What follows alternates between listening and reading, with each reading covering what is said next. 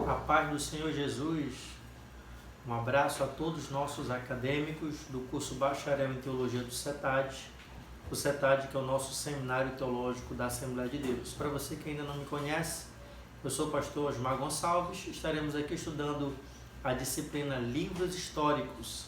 Essa é a quinta aula da disciplina, o quinto vídeo da disciplina Livros Históricos.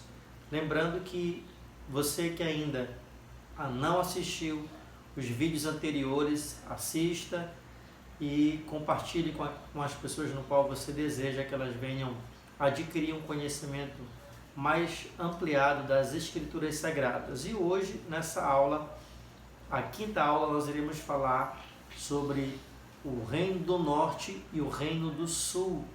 Na aula passada, na aula de número 4, nós falamos da divisão do reino e os motivos, todas as implicações relacionadas à divisão do reino.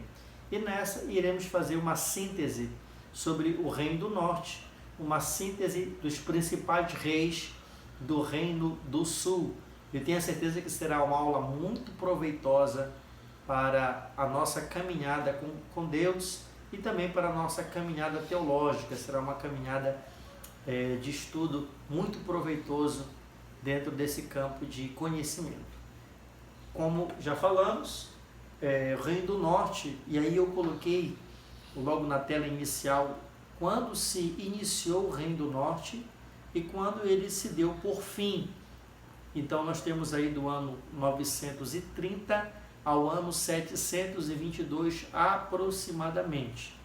E só lembrando que o Reino do Norte, e aí então eles são conhecidos como nortistas, e você pode acompanhar todo esse pano de fundo histórico e fica aqui como exercício de leitura para você o primeiro livro dos Reis, capítulo 12, do versículo 1 ao versículo número 25, também no capítulo 11, nós iremos ver a escolha de Deus, escolhendo Jeroboão I para ser o primeiro rei desse reino conhecido como Reino do Norte.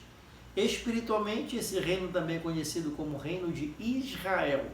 Então, só para que a gente possa se situar aí na nossa leitura devocional das Escrituras Sagradas, a partir do capítulo 12 do primeiro livro dos Reis, então não terei mais apenas uma única nação, teremos duas nações, Reino do Norte, que é o que nós iremos estudar agora, conhecido também como Reino de Israel. Por que eu coloquei traço espiritual? Porque todo trabalhar profético espiritual, que nós iremos ver a partir do capítulo 12 do primeiro livro dos Reis, nós iremos ver dentro dessa ótica. Israel, espiritualmente, Reino do Norte. E nós iremos observar que lá no capítulo 11 do primeiro livro dos Reis, coisa que falamos na aula passada, a matéria da aula passada, Deus deu a Jeroboão 10 tribos. Então as 10 tribos do Reino do Norte compõem essa questão geopolítica desse reino conhecido como Reino de Israel. A capital desse reino, ela passa a ser Samaria, com uma pequena observação. Acompanhe comigo aqui. Capital Samaria, a partir da dinastia de Onre. Isso mesmo. Até a dinastia de Onre, nós podemos observar que a capital do Reino do Norte ficou oscilando entre Betel, Siquém e entre outras cidades, Siló, mas a partir da dinastia de Onre, já que a nossa aula propõe nós estudarmos os reis, nós iremos observar que Samaria, a grande capital do Reino do Norte, passa de fato a ser essa capital administrativa a partir do reinado de Onre, que é pai de Acabe. Por isso que eu coloquei ali a partir da dinastia, ou seja, na dinastia de Onre, Samaria se torna a capital do Reino do Norte. Mas em linhas gerais, não é errado nós falarmos que Samaria sempre foi a capital do Reino do Norte. Também, durante esse período aqui, que nós acabamos de falar, de 930, de forma decrescente, até 722, nós teremos 20 reis, isso mesmo, 20 reis que reinaram no Reino do Norte. É claro que nós teremos aí dois que tiveram um reinado bem breve, mas contando ali no panteão de reis, na listagem de todos os reis, são 20 reis no total.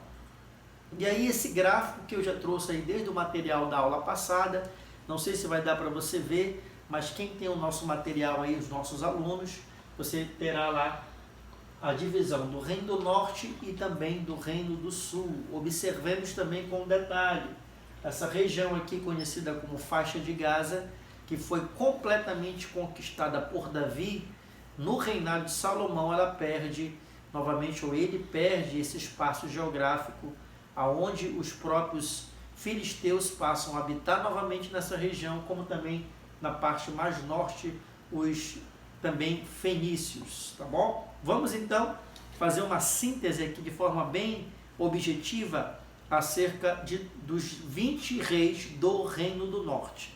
O primeiro rei, claro, nós já falamos na aula passada, Jeroboão, que dentro do nosso estudo histórico é conhecido como Jeroboão I, já que teremos aí um outro Jeroboão depois ali que irá também reinar.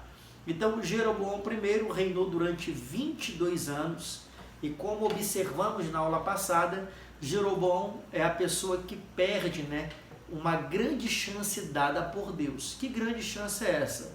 De reinar sobre 10 tribos, de fazer um reinado como o reinado de Davi. Essa foi a profecia no capítulo 11, mas ele acaba deixando que os seus maus pensamentos o levem à idolatria. Por isso que eu destaquei aqui a questão como um idólatra. E gostaria que você, meu querido aluno, entendesse um pouco esse gráfico aqui. Aqui está o nome do rei, aqui está a data que ele reinou, aqui no total de 22 anos. Esses números aqui sempre serão os capítulos, ou seja, capítulo 12 a 14. De qual livro, professor? Claro que é o primeiro livro dos reis. Nós estamos estudando livro a livro, começamos com Josué e estamos no primeiro livro dos reis. Então, do capítulo 12 ao capítulo número 14, iremos ver o reinado de Jeroboão I. E fiz aqui um destaque a ele, se tornando um homem idólatra. O que ele fez? Colocou um bezerro de ouro em Betel e um bezerro de ouro em Dan, dizendo que seriam esses 2 bezerros de ouro que haviam tirado o povo do Egito. Após os seus 22 anos de reinado, o seu filho Nadab reina no seu lugar da mesma forma. Vou explicar mais uma vez. O nome, os anos, e aqui 2 anos, os capítulos e versículos, do capítulo 14 a partir do versículo 20, observe que é o capítulo 14, a partir do 20 até o número 15 até o versículo 28. Eu destaquei ele como o quê? Como uma pessoa muito fraca, reinou apenas 2 anos, não teve expressão nenhuma, e ele foi justamente assassinado por um outro rei, que é o Baasa. E aqui peço a sua segunda atenção para os nossos gráficos, para os nossos slides, melhor dizendo. As cores estão relacionadas à dinastia, isso mesmo, você que está me acompanhando, que tem um material aí, que está nos acompanhando aqui no vídeo, porque nós temos 3 cores nesse vídeo, porque aqui são pai e filho, ou seja, uma dinastia. Depois teremos ali a dinastia de Baasa e do seu filho Elá. E depois teremos aqui o outro, Zinri, uma outra cor para diferenciar que temos aqui dinastias diferentes, tá bom? Então, quando você vê dentro de um slide cores diferentes, nós iremos observar aqui que são dinastias, ou seja, pai e filho, alguns pai, filho, neto e bisneto, e assim nós iremos ver essa diferença de cores. Espero que você possa estar visualizando de forma bem legal aí, dá para ver ali todas as cores, irmão Neto, irmão João Marcos, aí obrigado, estão nos auxiliando. O Baasa, que foi que eu destaquei, ele entra como um assassino, porque justamente ele vai conspirar para usurpar o reino, ou seja, o trono para si.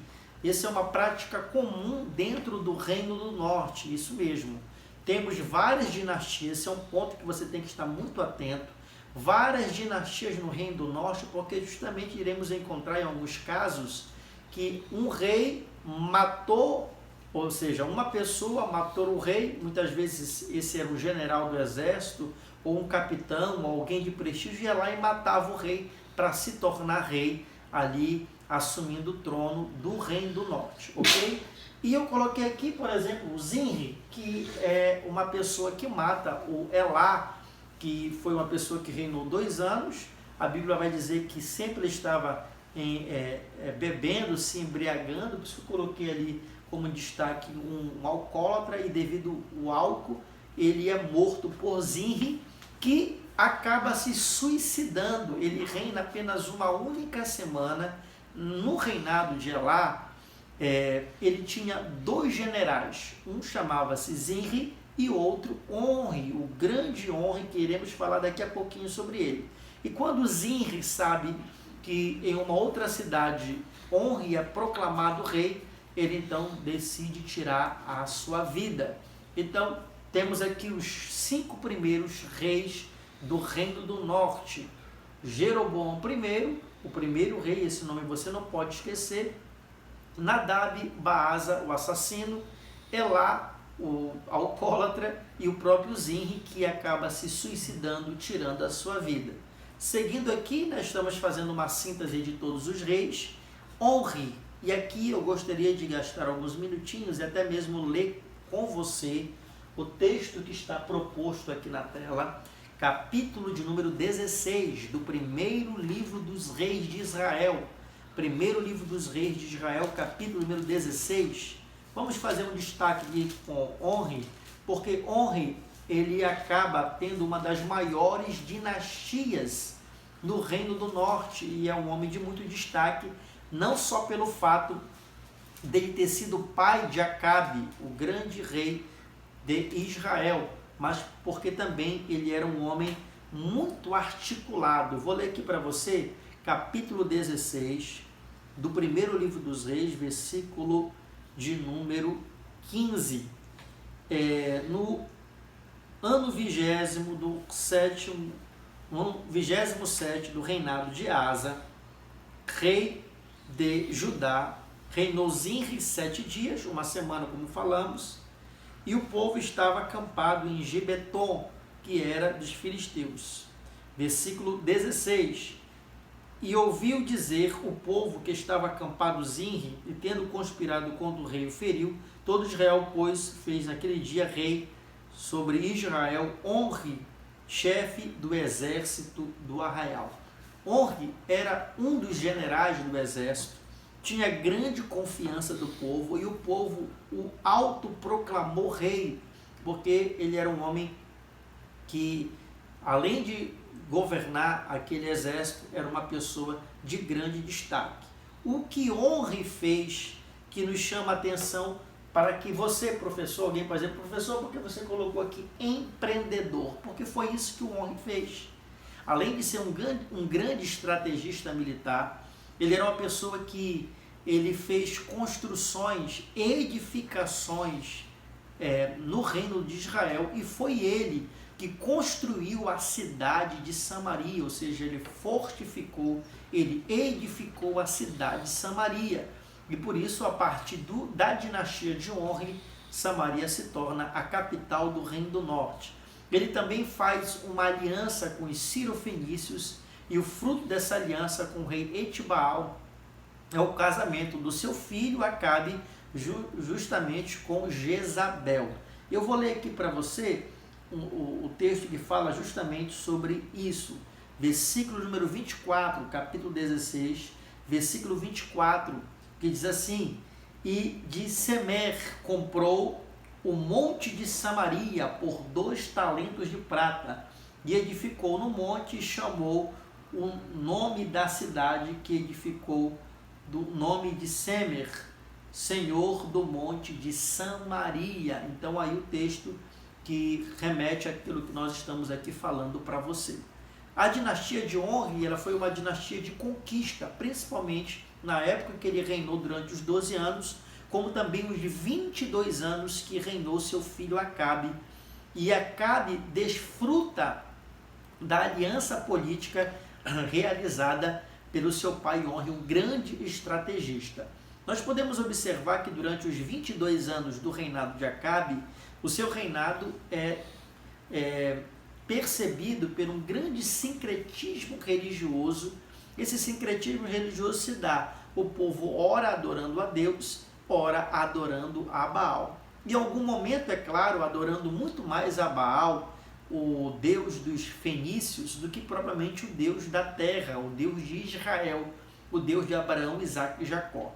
É dentro desse período da dinastia de Onri, principalmente do reinado de Acabe, que nós iremos ver a figura do grande profeta Elias. Isso mesmo, o ministério do profeta Elias se dá nesse período, como também a escola de profetas, ela vai ganhar grande notoriedade durante o final do reinado de Acabe, já é claro, justamente com o início do ministério profético de Eliseu. Mas é claro, isso é disciplina para os livros proféticos. Mas é importante você entender todo esse aspecto histórico do período dos reis, para que possamos ter uma visão lá no futuro muito mais ampla. Então eu coloquei aqui Acabe como homem sincrético, porque Acabe, ao contrário de que se pensa, e nós iremos encerrar essa primeira parte daqui a pouco, sobre o reino do norte, falando justamente sobre isso. Ao contrário do que se pensa, Acabe não era apenas um idólatra de Baal,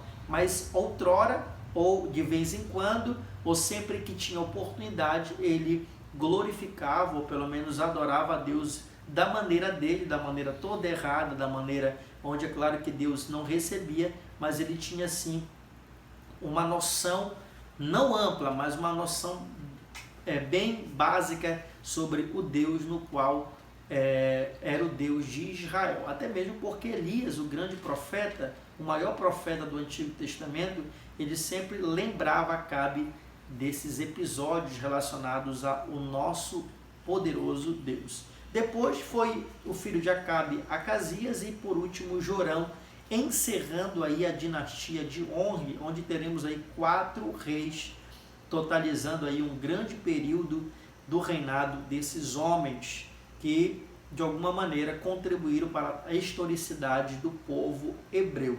Só lembrando uma coisa, ainda aqui no reinado de Acabe, e você está acompanhando, né?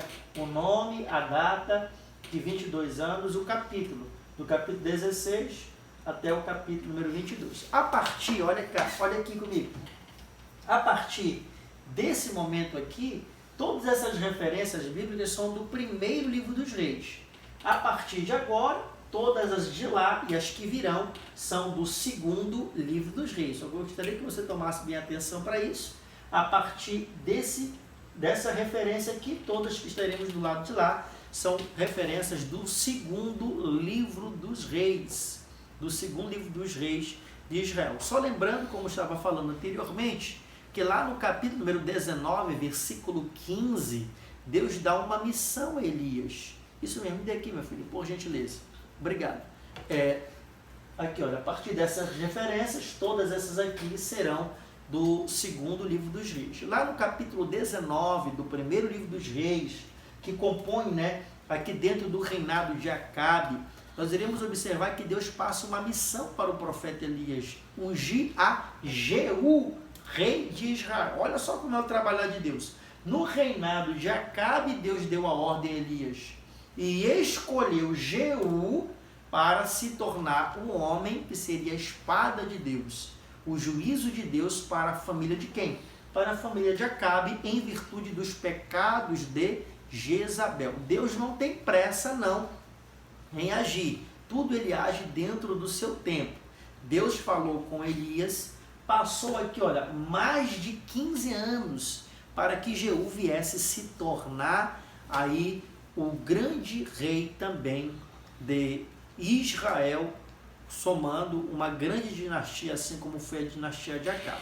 Dando destaque aqui então agora para Jeú, eu coloquei aqui como assassino, porque é Jeú que vai exterminar a dinastia de Acabe, se cumprindo nele, se cumprindo em quem? No próprio Jeú, que foi escolhido por Deus. Nós temos que estar muito atento a esse aspecto da escolha de Deus para os reis.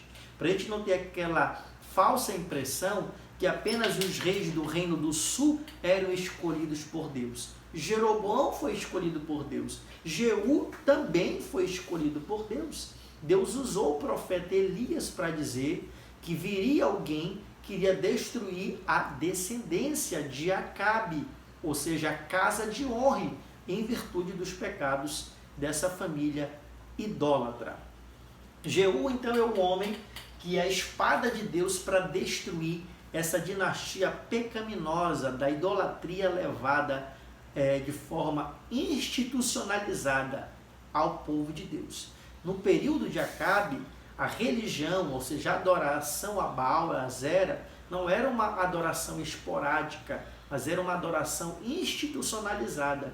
Era quase que como uma religião da própria nação. Isso aí é na contramão da vontade direta do Eterno. Jeú, então, aí com a sua dinastia reinando 22 anos, aí nós temos uma outra figura importante dentro do reinado, dentro da dinastia de Jeú, só voltando aqui mais um pouco, lembrando, estão em cores diferentes, porque são dinastias diferentes. Dentro da dinastia de Jeú, além dele, com grande destaque, nós podemos ter aqui também uma outra figura importantíssima, olha, Jeroboão II. Nessa época, foi uma época relativamente, financeiramente falando, relacionada ao aspecto financeiro, muito boa para Jeroboão II. Essa época aqui é conhecida como a época do ouro, uma época de grande prosperidade financeira, mas que infelizmente não era refletido com uma prosperidade espiritual para o povo. Uma coisa você tem que ter muita atenção na sua leitura a partir do capítulo 12. A partir do capítulo 12, você vai ter que estar sempre percebendo acerca de que rei está se falando.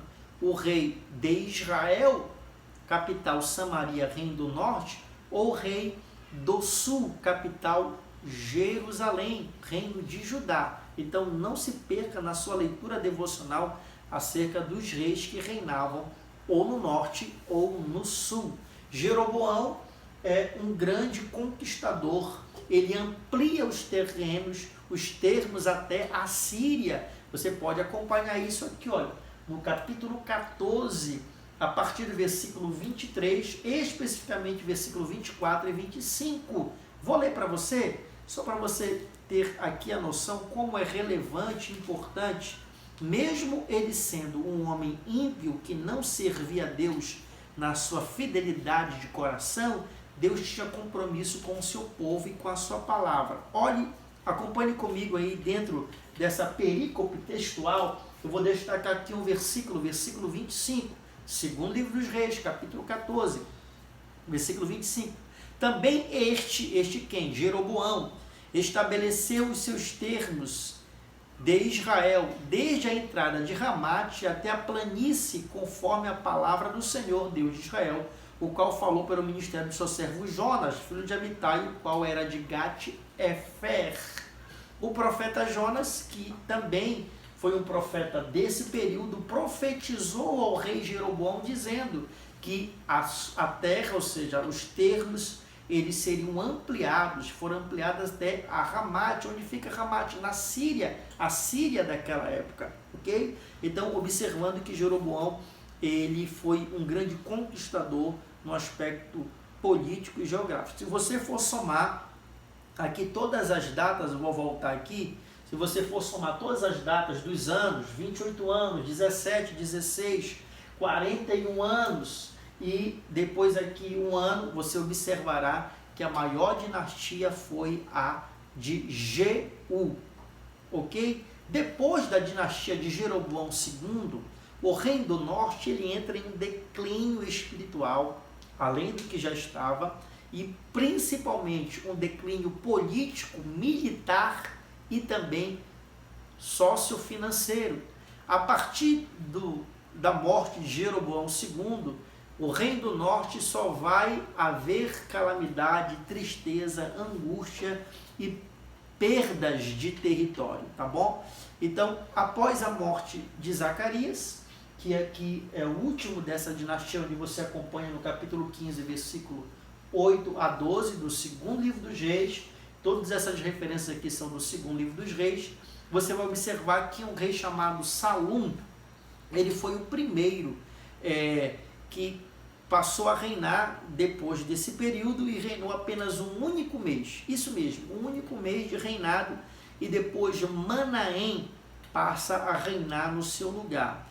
Manaém vai reinar aí por um período, né, de 8 anos aproximadamente, 10 anos, perdão, aproximadamente, e um destaque para Manaém, bem aqui, olha, tributário. É no reinado de Manaém, primeira coisa que eu gostaria que você passasse a se focar agora, em relação a Manaém, o reino do norte, e os assírios, isso mesmo. A partir desse momento, juntamente com o reino do norte, iremos falar dos assírios. Por quê? Porque Tiglat-Pileser III torna Manaém seu vassalo, ou seja, o seu tributário. Para que Manaém continuasse sendo rei, ele teve que pagar por isso. Iremos falar daqui a pouquinho. Depois iremos aqui ver o reinado de Peca e o último rei do reino do norte, que é Oséias. E é claro que você é um aluno muito aplicado, não está confundindo e nem irá confundir esse Oséias aqui com o profeta Oséias, tá bom? Engraçado o nome aqui dos penúltimo, antepenúltimo rei do norte, né? Pecaías e Peca. Aí um aluno pode assim dizer, aí brincando aqui para quebrar o gelo, aí não tinha jeito mais, né, professor Osmar? Com um rei chamado Peca, aí o povo mesmo tinha que acabar perdendo tudo. E de fato foi.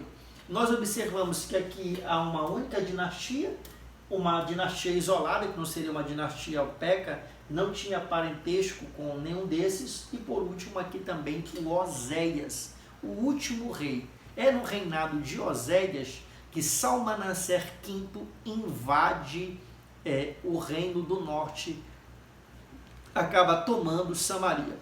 Professor, o senhor falou que a partir de agora a gente ia falar tanto do reino do norte como também dos assírios. Isso mesmo, os assírios foram a potência mundial da época.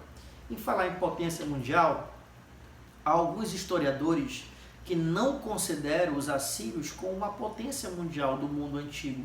Eu particularmente discordo. Eu acredito que sim, reservadas as devidas proporções e limitações dos assírios, mas eles foram uma espécie de potência mundial na época, que dominaram todo o Mediterrâneo, como também em algum momento meteram algum medo nos babilônicos. Mas apesar de alguns historiadores não considerar os assírios como uma potência da época, eu aqui considero dentro da minha análise bíblica e textual. Vamos destacar aqui 4 imperadores assírios e os seus impérios têm tudo a ver com a sua relação tanto com o reino do norte como também com o reino do sul. Os 2 primeiros, uma ligação direta com o reino do norte, o reino de Israel, que é o que nós estamos estudando ainda agora nessa primeira parte. Tiglat-Pileser III, acompanhe comigo o capítulo 15, versículo 29. Capítulo 15, versículo 29, o texto vai dizer assim: nos dias de Peca, rei de Israel, veio Tiglat-Pileser, rei da Síria, e a Abel-Bet-Maaca, e aqui o nome de algumas cidades, vou pular o nome, e a Galileia, e toda a Naphtali, e os levou para a Síria. Então, o declínio e a destruição do reino do norte começa com algumas invasões de Tiglat-Pileser, por volta do ano 745, no reinado ainda de Peca, e como nós falamos anteriormente. Depois, o rei que conquistou o reino do norte é justamente esse aqui, o Salmanaser V, e daqui a pouco estaremos lendo as referências de segundo livro dos reis, 19, 18, 9 e 17, 24. Aí temos também o Sargão II e o grande inimigo de Ezequias, né? O grande inimigo de Ezequias, já o reino do sul, o Senaqueribe. Mas vamos falar como se deu esse aspecto da invasão dos assírios ao reino do norte. Como falamos agorinha, Por volta do ano 745, o Tiglat-Pileser III assume o poder no Império Assírio e ele então começa uma campanha de conquista daquilo que chamamos hoje de Palestina, antiga terra de Canaã. E foi por volta desses anos de 743 e 738, que ele então se desloca conquistando aquela região. O próprio Tiglat-Pileser, como falamos também anteriormente, torna Manaém o seu vassalo. E isso nós encontramos não só nas escrituras sagradas, mas aqui o Stanley ele vai trazer uma informação para todos os leitores da teologia veterotestamentária, que dentro das crônicas assírias, dá para ver certinho aí, Roneto, dentro das crônicas assírias, o Manaém é identificado como um vassalo de Tiglat-Pileser III. O que seria um Tiglat? O que seria um vassalo? Um rei que, para continuar sendo rei da sua nação, ele tem que pagar tributos ao rei de uma outra nação que o conquistou politicamente. Então, quando Tiglat-Pileser toma algumas cidades, eles diz para Manaém, olha, você tem que pagar para continuar sendo rei. E depois, com o reinado de Pecaías, ele então toma as cidades no qual nós acabamos de ler. É o que está aqui nesse segundo gráfico, nesse próximo gráfico, ainda falando da invasão. No reinado de Peca, as cidades são tomadas do Reino do Norte, aí começa então a enfraquecer o Reino do Norte, mas que já estava fragilizado. Então, no reinado de Salmanaser, ele então conquista definitivamente o Reino do Norte e acaba então tomando todas as terras que pertenciam àquele reino, que naquela ocasião tinha como rei o rei Oséias. Nós podemos observar isso aqui no capítulo 17. Vamos ler aqui o capítulo 17, versículo 3, o texto aqui para a nossa leitura. 17:3 vai dizer o seguinte: e contra ele subiu Salmanaser, rei da Síria, e Oséias ficou sendo seu servo e lhe dava presentes. Quando nós vamos lá para o capítulo 18, dos versículos 9 a 12, nós iremos ver que Samaria foi cercada durante 3 anos e conquistada por quem? Por Salmanaser V. Esse foi o imperador assírio que conquistou o reino do norte. Só lembrando também que esse reino do norte, todos os 20 reis foram homens que não obedeceram ao Senhor. Eu coloquei aqui uma parte bastante devocional, se você observar nos detalhes, que eu sei que você é um aluno que fica ligado nos detalhes, você pode observar que até o início do enunciado aqui, e essa parte está toda em itálica, o que eu coloquei aqui? Um evento igual a esse, igual de Samaria ser cercada na época do rei Oséias por Salmanaser V, há 130 anos antes dessa conquista, um evento semelhante como esse havia acontecido por volta do ano 850. Só que a diferença é que naquela época, e você pode ler aqui o segundo livro dos Reis 6:24, em Samaria havia um homem de Deus, o nome dele Eliseu. Da mesma maneira que o Salmanaser V cercou Samaria para enfraquecê-la, para conquistá-la, que era uma política de conquista dos assírios, cercava a cidade, enfraquecia, não entrava água nem comida, e as pessoas iam morrendo de fome e depois a conquistava. Da mesma maneira, 130 anos antes, os sírios haviam feito a mesma coisa, só que a diferença é que havia entre eles um homem de Deus, entre o povo de Israel, chamado Eliseu, e a vitória foi grandiosa para o povo de Israel. Quais os objetivos que nós podemos analisar sobre essa conquista dos assírios, conquistando o Reino do Norte, e justamente também Deus permitindo que tudo isso viesse a acontecer? Uma coisa que é importante nós salientarmos, eu gostaria de ler com você, aqui no capítulo 17, versículo 23. 17 e 23 assim: até que o Senhor tirou a Israel diante da sua presença. Israel aqui é reino do norte, como falara pelo ministério de todos os seus profetas, seus servos. Assim foi Israel transportada para a Síria, onde permaneceu até lá nos dias de hoje. Então, para que possamos compreender os livros proféticos, é necessário compreender os livros históricos. Então, o primeiro objetivo de estar estudando essa pauta é que os livros históricos, as conquistas e perdas dos reis, servem como pano de fundo para a compreensão profética. Observe que no texto que nós lemos diz que, como Deus havia dito pelos profetas, assim aconteceu, a destruição do reino do norte. Posso destacar aqui o profeta Amós, posso destacar aqui o profeta Oséias, tá bom? Um outro objetivo era justamente mostrar o juízo de Deus. Deus não estava contente que o seu povo, que se chamava pelo seu nome, havia se tornado um povo idólatra e que havia quebrado a sua aliança, havia violado a sua aliança. E é claro, um outro ponto que às vezes passa desapercebido era introduzir a palavra do Eterno, a palavra de Deus, entre as nações vizinhas. Porque os assírios haviam conquistado muitos povos da sua época. E quando eles conquistaram o reino do norte, o que foi que ele fez? Para que a terra não ficasse sem ninguém habitar nela, ele colocou pessoas de várias nacionalidades ali. Acompanhe comigo, capítulo 17, a partir do versículo 24.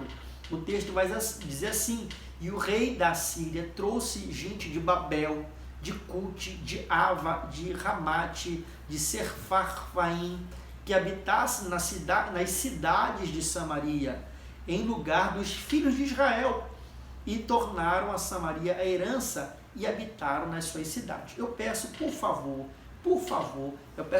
que você leia na sua casa até o 41. E lá há um episódio muito interessante. Aqueles povos das cidades que nós acabamos de dizer passaram a habitar na terra de Samaria, ou seja, nas cidades. A palavra cidades de Samaria se refere a toda a região do Reino do Norte, porque Samaria é apenas uma única cidade, mas a referência textual aqui é todas as cidades do Reino do Norte. O que aconteceu? Deus enviou leões, e esses leões começaram a comer as pessoas. Parece até um episódio de filme, né? Mas não é, é texto da Bíblia, da Escritura Sagrada. Esses leões começaram a comer, então, esses moradores que habitavam na terra. Então houve uma espécie de conselho e alguém disse: olha, o que acontece é que vocês não estão respeitando o Deus da terra. Quem é o Deus da terra? O Deus de Abraão, Isaque e Jacó. Então eles têm uma ideia, versículo 28 do texto aqui que nós estamos falando, conversando com você.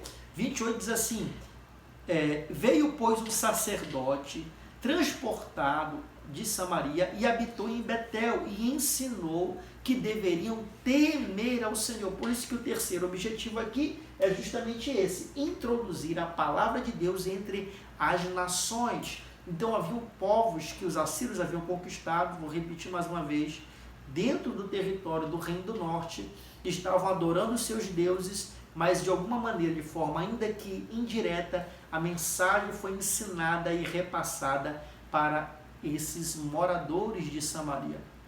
Eu tenho a certeza que você tem acompanhado até aqui e você tem gostado. Não esqueça de deixar um comentário, fazer uma pergunta. Você que não se inscreveu no canal ainda, se inscreva, dê um gostei, um joinha, participe conosco, que será sempre bênção de Deus para a sua vida. Depois dos objetivos, agora vamos falar do motivo.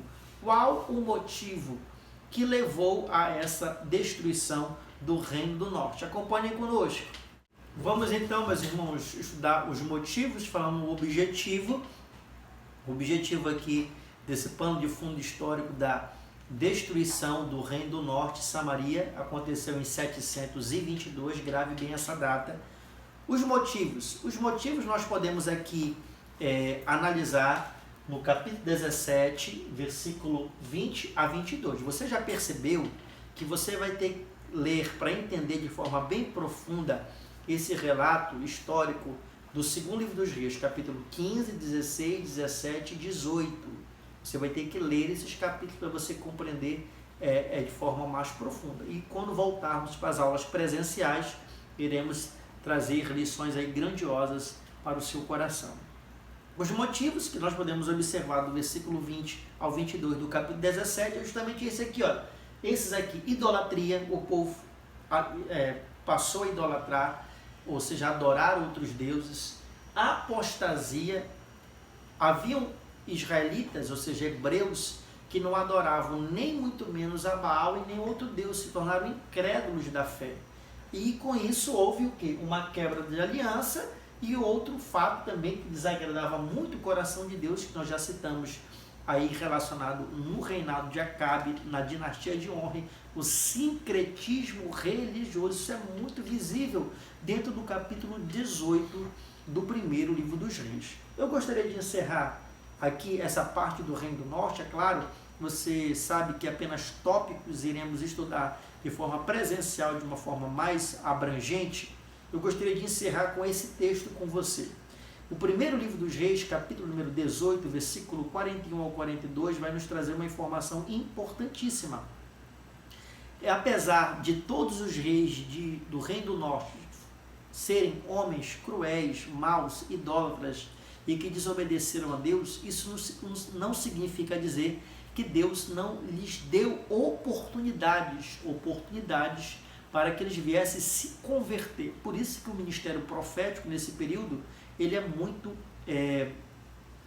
divulgado, ele é muito difundido, porque os reis sempre tinham algum profeta para alertá-los do pecado e do juízo de Deus. E lá no capítulo 18, no texto que eu destaquei aqui para você, versículo 41, 42, que texto é esse, professor Osmar? É simples, quem sabe você não tem uma Bíblia aí, enquanto você está me assistindo. Elias derrotou os 450 profetas de Baal e os 400 de Azera, no Monte Carmelo. Após isso, essa derrota espiritual, houve uma derrota física.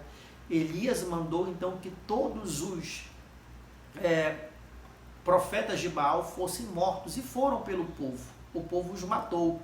Após a morte desses profetas de Baal, o fogo que havia caído do céu e consumido o altar que Elias levantou a Deus, aquele sacrifício que foi uma oferta ao Senhor, Elias diz a Acabe: sobe e come. Você que já teve a disciplina Pentateuco com o professor Everton Costa, ele trabalhou com vocês os 5 tipos de sacrifício. Por que Elias mandou Acabe subir e comer do sacrifício? Acabe come do sacrifício. Por quê? Porque representava 3 coisas para Acabe. Primeiro, o perdão de Deus na vida de Acabe. Ao comer do sacrifício, Deus estava dizendo: você será perdoado se você de fato se arrepender. Então Elias estava dando, por intermédio do próprio Deus, é claro, na boca de Elias, uma espécie de perdão a Acabe. Segundo, Deus desejava fazer uma aliança com Acabe. Lembrando que Acabe politicamente fez uma aliança com Josafá, rei do sul, que era um homem temente a Deus. Então Deus desejava fazer uma aliança com Acabe, porque ele era um homem de potencial, mas que infelizmente não deu valor a isso. Um outro objetivo de Deus ter mandado Acabe comer do sacrifício era para ele ter a consciência de não matar ou não permitir que os profetas do Senhor fossem mortos, como estava sendo no seu reinado, amando de sua esposa. Então o terceiro objetivo era justamente esse: o fim da morte dos profetas. Apesar de Acabe ter subido, comido o sacrifício, infelizmente, ele se deixou levar, veremos isso de forma bem nítida no capítulo 19, por sua esposa Jezabel. Amém? Que Deus abençoe. Essa foi apenas uma síntese aí do Reino do Norte. Vamos então para o Reino do Sul. Isso mesmo, o Reino do Sul. Agora iremos deixar um pouco a análise do primeiro e segundo livro dos Reis e nos ater ao segundo livro dos Reis, segundo livro das Crônicas, segundo livro das Crônicas, do 12 ao 36. Eu fiz dessa maneira para que você não confunda a leitura. Se atenha ao Reino do Norte no primeiro e segundo livro dos Reis E para você fazer uma leitura mais abrangente do reino de Judá, o reino do sul, capital Jerusalém, você vai para o segundo livro das Crônicas e você lerá do capítulo 12 ao capítulo de número 36. E de forma mais breve do que falamos do reino do norte, nós iremos ver aqui os reis do reino do sul. Diferente dos eslaves do reino do norte, diferente que as cores estavam relacionadas às dinastias, esse aqui não.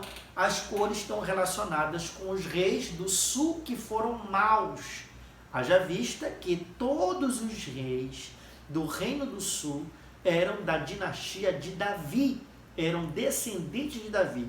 Foram 20 reis, com exceção aqui de uma apenas, que é Atalia. Iremos falar dela daqui a pouquinho, tá bom? Então, no reino do norte, 19 reis. Reino do norte, 19 reis. Reino do sul, 20 reis. Então, você já percebeu que as cores aqui de vermelho estão relacionadas aos reis que não foram bons, reis que não fizeram aquilo que estava segundo o coração de Deus. Dentro dessa literatura histórica, iremos ver sempre a comparação desses reis com o reinado de Davi. É comum nós observarmos dentro dessa literatura a seguinte expressão: e ele não andou segundo os caminhos de seu pai Davi.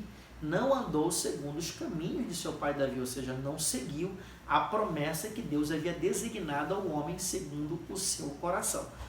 Tá bom? Por isso que na aula de número 3 foi exclusiva do reinado de Davi. Então nós temos aí Roboão, que foi o rei que em suas mãos o reino foi dividido, Abias. Aí já temos o rei Asa e Josafá, que foram homens tementes a Deus. Jeorão, a pessoa que manda matar os seus irmãos. E depois nós teremos aí Acasias, que reinou praticamente um ano. Atalia, que é a perversa, e por isso eu peço, juntamente com o texto das Crônicas, você lê também em 2º livro dos Reis, capítulo 11, Atalia, a perversa. Lembrando que a Atalia surge dentro da aliança que Deus faz com Josafá, que Josafá faz, com Acabe. Ela é fruto dessa aliança, o casamento de alguém do reino do norte com alguém do reino do sul. E temos aqui então o Joás, que é um homem segundo o coração de Deus, que vai promover aí uma mudança de forma significativa dentro desses aspectos negativos, né? Nós temos aí o rei Manassés, que foi um homem perverso. Nós temos aí Amon, e aí a gente vai seguindo aí na nossa escala. Vou voltar aqui, porque quem sabe você está um pouco ainda perdido.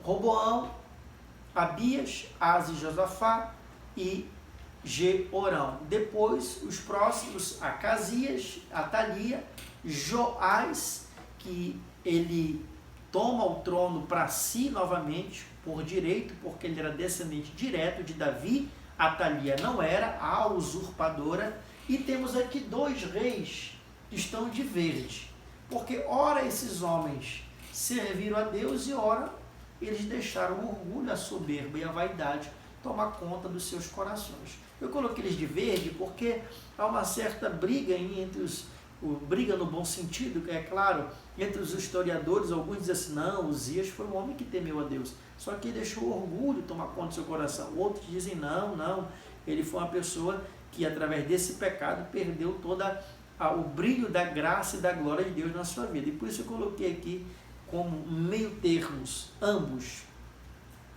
Nós temos aqui o reinado também de Jotão. Só lembrando aqui, irmãos, uma coisa: se você encontrar, como aqui está em esse asterístico, é porque esse rei, ele se tornou co-herdeiro do pai.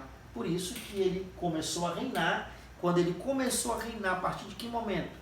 Ele era um co-herdeiro do pai. Só para você analisar aqui, ó. O reinado de Jotão sozinho como rei foi do ano 739 a 32. Mas desde o ano 750, ele já era co-herdeiro do trono, uma espécie de rei regente de Uzias. Porque Uzias ficou leproso, e quando ele fica leproso, o seu filho passa a auxiliá-lo no reinado, no trono.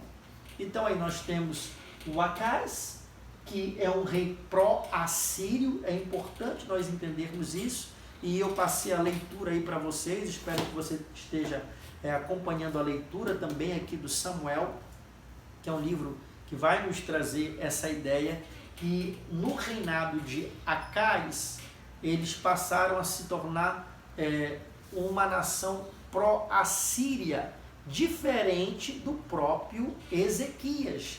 Ezequias, ele acaba rompendo com essa ideia de se tornar dependente dos assírios, e por isso a sua guerra com Senaqueribe. Só uma coisa aqui, uma observação, eu passei a leitura para você aí acompanhar nas páginas, porque o livro em PDF tem uma pequena diferença do livro impresso. Por exemplo, sobre o reinado de Ezequias, está na página 200, está na página de número 200. Página diferente é essa do livro que eu já disponibilizei para vocês em PDF. Aí nós temos aí sim o reinado de Manassés, o reinado de Amon, e depois voltamos a ter um rei justo e temente a Deus novamente, que é quem? Josias, o reformador. Eu dei esse título a Josias porque é isso que ele é. Ele promove uma grande reforma política e religiosa. Costumo sempre dizer, eu gostaria que você acompanhasse também a minha fala em seu discurso, quando você estiver pregando e também ensinando outras pessoas. Josias é considerado a última chance de Deus para o reino de Judá. É claro, dentro desse período histórico, porque é no reinado de Josias que Deus libera uma nova chance de graça para o povo, mas infelizmente após sua morte eles não conseguem dar continuidade à visão de Josias, que também foi um rei segundo o coração de Deus. E então teremos aqui os últimos 3 reis: o rei Jeoaquim, que também é conhecido como rei Eliaquim. Nós temos o rei Joaquim, que também é conhecido como Jeconias. O rei Zedequias, que também é conhecido como Matanias.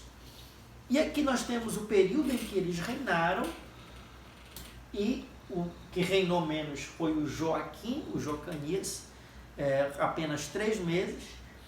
E há um destaque aqui para esses 3 reis. Qual o destaque é? Nós iremos falar justamente agora.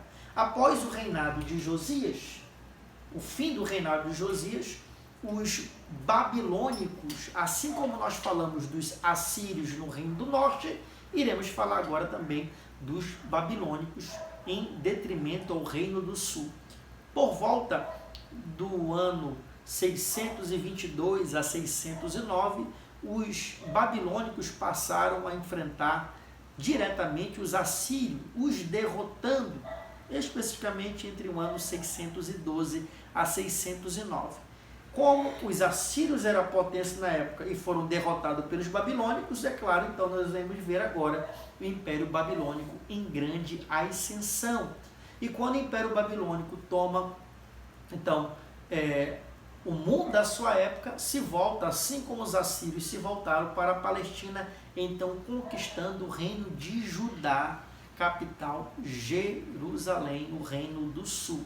Em que momento isso aconteceu? É claro, quando trabalhamos datas, trabalhamos de forma aproximada, com variações de 2 anos. Então você encontrará alguns livros dizendo 606 ou 607, mas a data 605 ela é a mais aceita, pelo menos até o dia de hoje, entre os historiadores. Então, por volta do ano 605, aqui no reinado de quem? De Jeoaquim.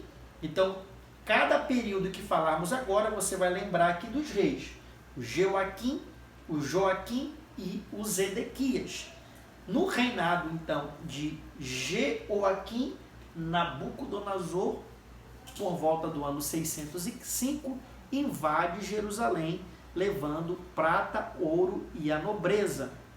No ano 597, ele leva os principais trabalhadores, ferreiros, carpinteiros. E por último, no ano 586, na terceira e última invasão, ele destrói o templo de Jerusalém, o templo sagrado, construído por Salomão, para adorar e glorificar o nome do nosso Deus. Essas três invasões de Nabucodonosor, 606 ou 605, no ano 597 e 586, essas três invasões, elas trouxeram danos grandiosos para o povo de Deus. Elas também estão relacionadas à figura de profetas. A primeira, com a figura do profeta Daniel e o profeta Jeremias. A segunda, com o profeta Ezequiel.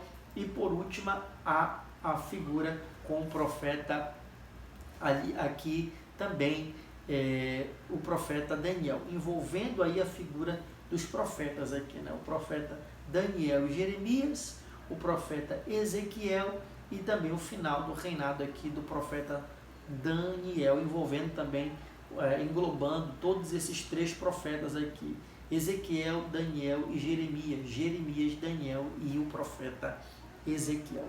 Meus queridos, eu peço que você faça a leitura, porque justamente dentro dessa leitura do segundo livro dos Reis, capítulo 24, 25 a 25, Daniel capítulo 1, versículo 1 a 8 e Crônicas, capítulo 36, nós iremos ver esse pano de fundo histórico da invasão de Nabucodonosor. A pergunta é: os assírios invadiram de uma só vez e tomaram o reino do norte. Por que Nabucodonosor não fez isso da mesma forma? Fez isso em 3 levas, de 3 maneiras, 3 vezes.